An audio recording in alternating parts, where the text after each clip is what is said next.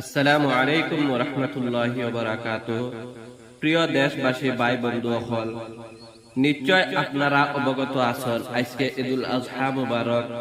আমার তরফ থেকে সমস্ত দেশবাসী সকলরে ঈদুল আজহা মুবারকর অনেক অনেক ধন্যবাদ জ্ঞাপন করলাম। আর ঈদ খাস করিয়া ঈদ মুবারক সারা দিলাম। আর লগে দিয়া একটা কথা কইবার চাই, আর আপনারা সারা ধৈর্য ধারণ করিয়া কথাটা শুনবা আর শেয়ার করিয়া ভিডিওটা অন্যান্য ভাই বন্ধু সকলরে দেখার সুযোগ করিয়া দিবা।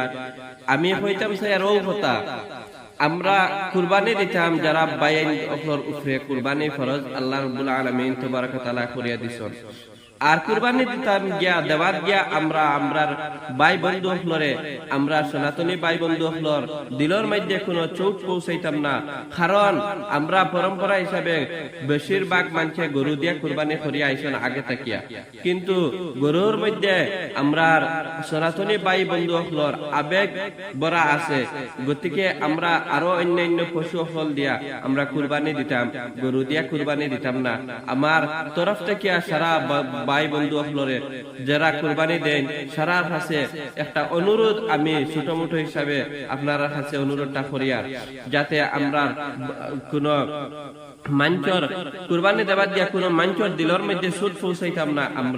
আমরা ভাই বন্ধু সকলর, আমরা সনাতনী ভাই বন্ধু সকলর, আমরা হিন্দু সম্প্রদায়ের ভাই বন্ধু সকলর দিলর মধ্যে আমরা সুদ পৌঁছাইতাম না। গতিকে আমি বিনম্রতার সহিত সারা দেশবাসী সকলর কাছে অনুরোধ করিয়ার, যাতে আমরা গরু কুরবানি দিতাম না, আমরা ছাগল দিয়ে কুরবানি দিতাম, উট দিয়ে কুরবানি দিতাম, দুম্বা আছে, বিভিন্ন রকমের আরো যন্ত্রফল আছে, অর্থাৎ আমরা কুরবানি দিবার চেষ্টা করবো ইনশাআল্লাহ। আসসালামু আলাইকুম ওয়া রাহমাতুল্লাহ।